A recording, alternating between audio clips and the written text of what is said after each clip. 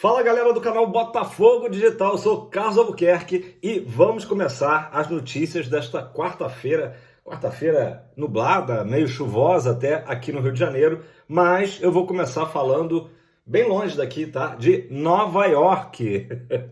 Uma foto que viralizou ontem nas redes sociais dos botafoguenses, principalmente é uma foto de uma loja, dessas lojas de souvenir lá de Nova York, e que tinha algumas camisas de grandes ídolos mundiais penduradas, né, à venda.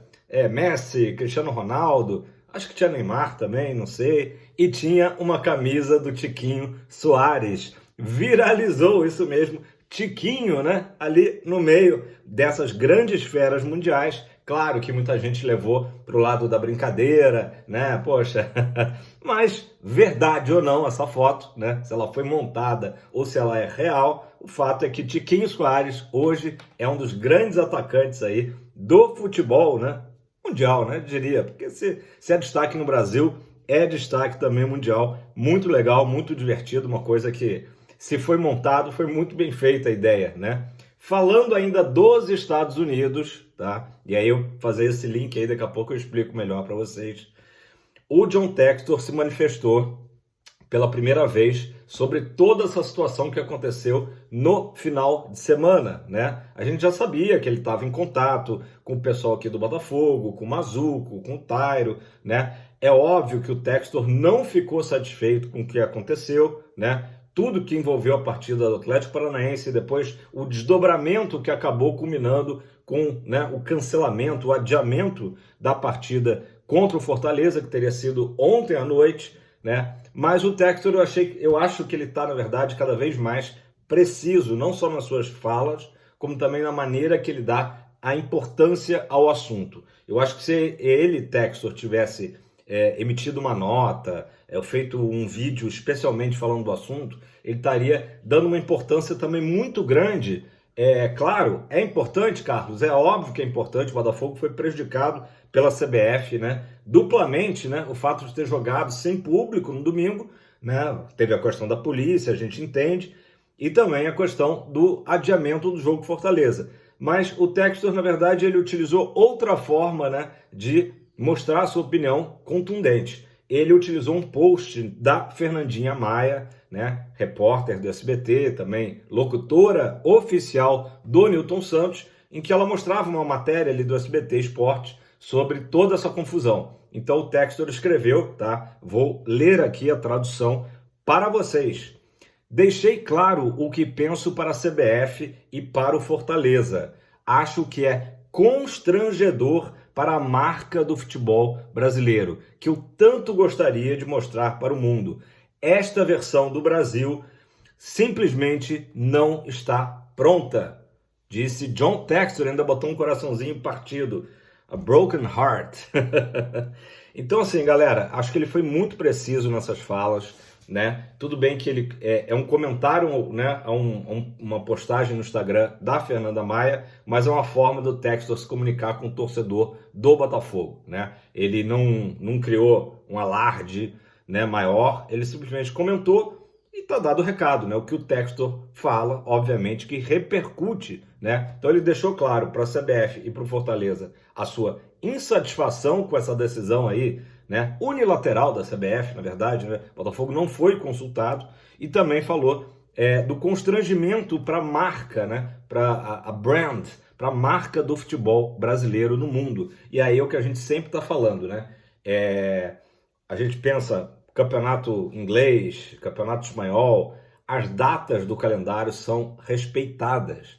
Do Brasil não dá para a gente se programar. Por exemplo, o Botafogo vai jogar ainda fora contra o próprio Bragantino, em Bragança Paulista, né? Tudo bem, uma viagem mais curta. E depois tem a viagem para Curitiba, para enfrentar o Curitiba, e para Porto Alegre, para enfrentar o Inter na última rodada.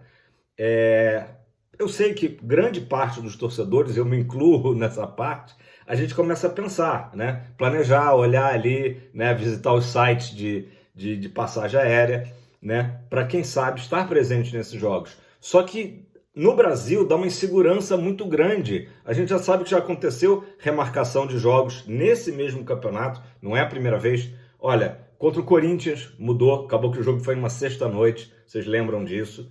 Contra o São Paulo também mudou. Então, algumas viagens, né? Até o GE fez uma matéria também com alguns torcedores que não é a primeira vez que perdem dinheiro com a questão do calendário não ser respeitado. Então, o Textor foi muito feliz aí nas suas falas, né? E criticou ali, né, de uma maneira cirúrgica, né? Esta versão do Brasil simplesmente não está pronta. Não está pronta o quê? Para ser vendido. O futebol brasileiro é um grande produto, né? E tem que ser visto assim, né? É uma ilusão a gente achar que o futebol é simplesmente a arte, né, do velho esporte bretão. Não, futebol é um produto, futebol brasileiro, e para ser vendido para o mundo, ninguém entende melhor do que o Textor disso, tem que ser organizado. E a CBF como diria Emerson Sheik, é uma vergonha, uma bagunça, né?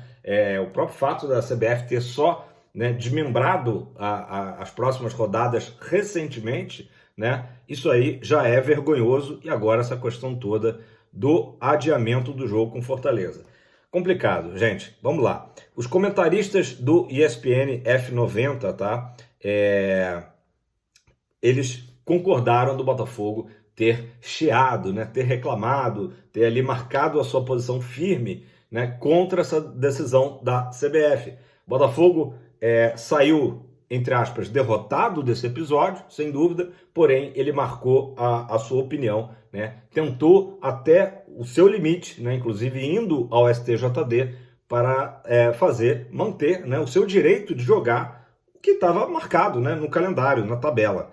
Então vamos lá, vou abrir aspas aqui para o Ricardo Bueno, e sendo que todos, o Pedro Ivo, enfim, todos os comentaristas que estavam nesse programa da ESPN foram ali na mesma batida, concordaram, né, com o seguinte: o Campeonato Brasileiro historicamente é feito nos bastidores, de quem grita mais e de quem fala mais. O Flamengo bateu o pé de que não abriria a mão de adiar o jogo do Red Bull Bragantino, e aí a questão do Flamengo é a seguinte: o Flamengo faz questão de jogar no Maracanã, porque, claro, são as equipes ali que estão no topo da tabela, abaixo do Botafogo, né? Então, assim, o Flamengo não aceitou jogar em outro lugar, né? Porque eu quero aquela birra, né? Eu quero jogar no Maracanã. Foi a CBF e foi prontamente atendido, tanto é que não jogarão agora no próximo final de semana, como era previsto na tabela, né? Tudo por conta da Libertadores. O Maracanã já está entregue, né, a Conmebol, tanto é que o Fluminense hoje jogará contra o Goiás em Volta Redonda, tá? E aí, continuando aqui, o Ricardo Bueno, e o Botafogo também não queria, aí no caso do Botafogo, não queria adiar, né? Não queria adiar o jogo Fortaleza e fez bem em reclamar. Só que a diferença é que o Flamengo foi prontamente atendido e o Botafogo não, mesmo mostrando ali toda a documentação.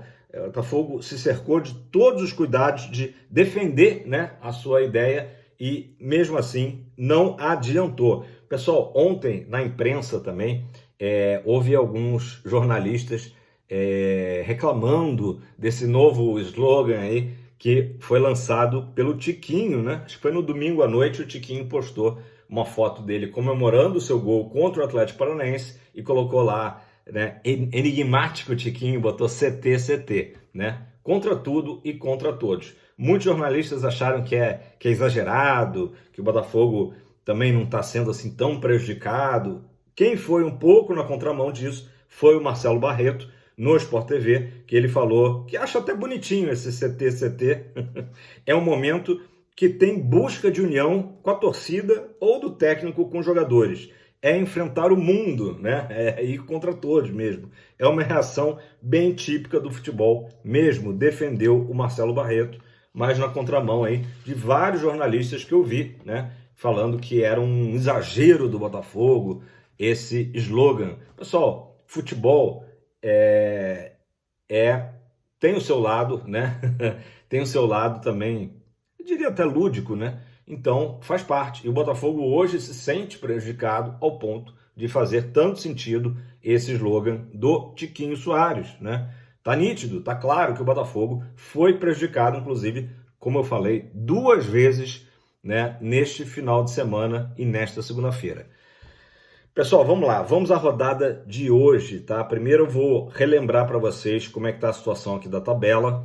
Eu vou até o Atlético Mineiro, tá? Depois do Atlético Mineiro, se não me engano, é o Fortaleza, que aí eu já acho que já não tem nenhuma aspiração, né? Por hora, né? Por hora. Fogão tem 59 pontos, tá? O Red Bull Bragantino 52, Flamengo 50, Palmeiras 47, o Atlético Paranaense 45, o Grêmio estacionado nos 44 e o Atlético Mineiro 43, tá? Rodada de hoje, como eu acabei de falar, o Fluminense recebe o Goiás lá no Raulino de Oliveira às 19 horas. No mesmo horário, Red Bull Bragantino e Atlético Mineiro no Nabi Abichedi, jogo que a gente vai estar de olho, né? De olho. Carlos, qual é a tendência? Claro que o Bragantino é favorito, está jogando em casa, faz um grande segundo turno, o Bragantino, uma equipe muito arrumadinha ali pelo Caixinha, né? Mas o Atlético Mineiro também não está de bobo nessa, né? O Atlético, apesar da derrota no Clássico, né? No final de semana, o Atlético segue firme, né? O Galo, como eu acabei de falar, tem 43 pontos, então acredito que vai ser um jogo duro, né? Um empate, obviamente, já cairia bem, já seria bom. O Bragantino, que hoje é o clube que está mais próximo do Botafogo, né? Então, mesmo o Botafogo não jogando na rodada, claro que tem vários cenários. Pode ser que o Bragantino ganhe, pode ser que o Flamengo ganhe, né? E aí, vamos aproximar. Mas chega no final de semana, justamente essas duas equipes não atuarão e o Botafogo tem tudo, né, para fazer um grande jogo e vencer o seu compromisso contra o Cuiabá, né? Aliás, galera, eu ontem à noite eu vi, o Botafogo não divulgou ainda, mas acessando o aplicativo, ontem à noite já não tinha mais leste inferior, tá? E hoje, antes de gravar, eu chequei de novo, já não tinha mais leste, só tinha, se não me engano, oeste superior, A e B, tá? Também acho que oeste inferior também, tudo já com check-in feito pelo sócio torcedor, lembrando que ainda nem abriu para o público em geral, então teremos aí certamente mais um jogo aí com ingressos esgotados, tá? Fogão e Cuiabá. Bom, voltando à tabela de hoje, o Atlético Paranaense, que tem 45 pontos, recebe o América Mineiro, lá na Liga Arena, também 19 horas. Aí às 20 horas tem um jogo também que a gente pode ficar relativamente de olho, né? Que é o Palmeiras recebendo o São Paulo, clássico, né? Palmeiras e São Paulo, lá no Allianz Parque, às 20 horas, tá?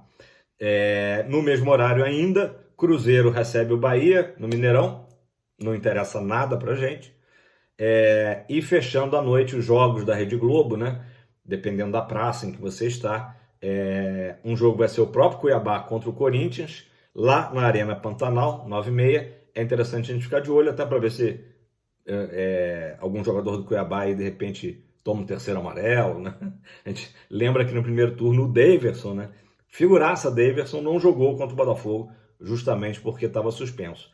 E também no mesmo horário, o jogo que vai ser transmitido aqui para o Rio, e acredito que para boa parte do país, o Grêmio recebe o Flamengo lá em Porto Alegre, né? Na Arena do Grêmio. O Grêmio está numa fase horrível, Renato Gaúcho aí sendo questionado, e então é um jogo também difícil a previsão, né?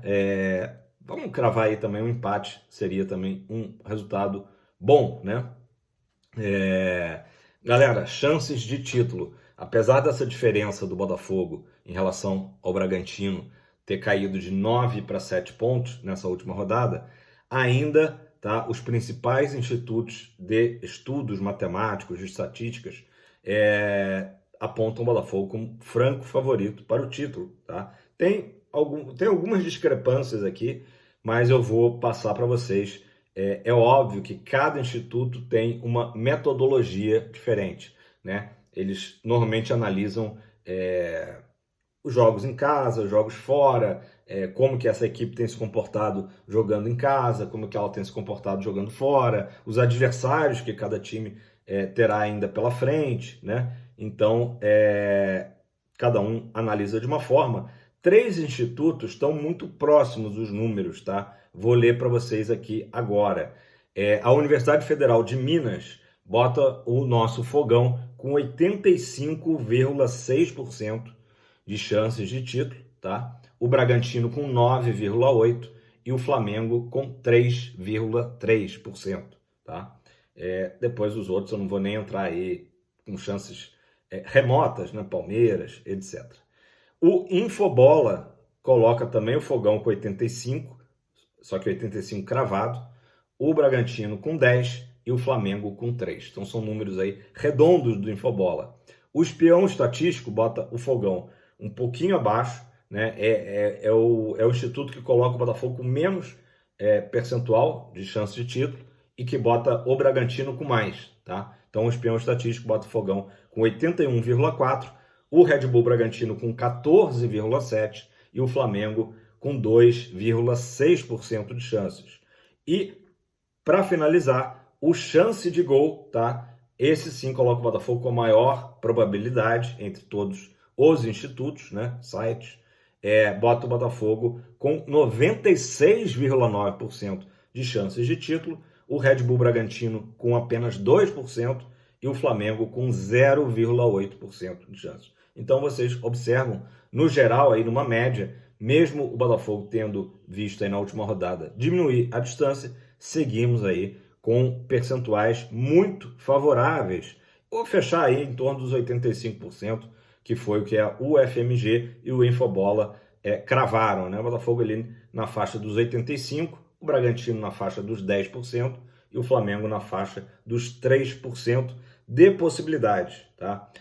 De novo, galera, se por acaso, né, acontecer o que é a tendência, né, o Bragantino vencer o seu jogo hoje contra o Atlético e o Flamengo vencer do seu freguês Grêmio lá em Porto Alegre, não é motivo de desespero, a distância vai diminuir, né, o Bragantino chegaria a 55 pontos, ficaria apenas 4 pontos do Botafogo, o Flamengo chegaria a 53, ficaria apenas 6 pontos do Botafogo, porém, como eu acabei de dizer, no final de semana a gente tem condições de voltar à situação atual, desde que o Botafogo ganhe o seu compromisso diante do Cuiabá, e eu estou muito otimista que isso ocorrerá, beleza? Galera, para a gente fechar esse vídeo de hoje, o GE fez aqui também uma previsão, né, já pensando para o ano que vem, de quais os jogadores do elenco atual do Botafogo que não estão sendo muito aproveitados, que estão ali meio que de lado, mas que podem ser boas alternativas, tá? No ano que vem, ano que disputaremos a Libertadores, tá? Jogadores que tiveram poucas oportunidades com os técnicos aí que passaram pelo Botafogo, né? Mas que podem brilhar em 2024, até porque tem uma questão também de adaptação especificamente dos jogadores estrangeiros. E iniciando essa lista justamente com um jogador gringo, né? O uruguaio Matheus Ponte, né? Um jogador que veio para o Botafogo com grande expectativa e que não tem tido praticamente oportunidades. Outro gringo da lista, esse sim, xodó da torcida alvinegra. Fala aí, quem que é o xodó da torcida alvinegra? Matias Segovia, o Segovinha também não tem tido agora tantas chances, né? Um jogador que ainda não conseguiu marcar o seu primeiro gol pelo Botafogo, mas encantou a torcida, sempre a torcida pede para que ele entre nos jogos. Agora ele está um pouquinho ali mais de lado, digamos, pelo retorno da boa fase do Júnior Santos, né? Depois tem o Raí, que é um jogador aí da base do Botafogo, também um jogador com grande potencial. O Diego Hernandes, outro jogador que veio aí com status de joia, né, sul-americana, e que está lá, nesse momento agora, com a seleção uruguaia no Pan-Americano, inclusive jogou o primeiro jogo, o Uruguai venceu, assim como o Matheus Nascimento, que também esteve em campo os 90 minutos da vitória do Brasil por 1-0 sobre os Estados Unidos, tá? O Matheus Nascimento não está nessa lista, porque evidentemente a gente não imagina que ele permaneça no Botafogo no ano que vem, né? Seria uma surpresa se isso acontecesse, já que ele está aí com várias propostas, né? Clubes interessados da Europa, né? E ainda nessa lista do GE, o Valentim Adamo, outro jogador uruguaio, teve poucas oportunidades, né? Tá ali né? Obviamente joga na posição do Tiquinho, ainda tem o Janderson pela frente, né? Então, Diego Costa também, então o Valentim Adamo praticamente sem oportunidades, mas pode ser que ano que vem ele apareça, né? E comece a ter chances. E fechando a lista do GE, o JP Galvão, que atuou em algumas partidas, teve aquele fatídico jogo ali com o Flamengo, que ele não foi bem, mas com certeza é um jogador que não pode ser queimado, né? Um jogador com um bom futuro, tá? E ainda a mesma reportagem do GE destaca os jogadores da base do Fogão que podem sim começar a ser aproveitados, ter oportunidades, né? Não é que eles vão ser titulares, mas começar a ter oportunidades no grupo do Botafogo, tá? Os volantes Newton e Cauê, tá?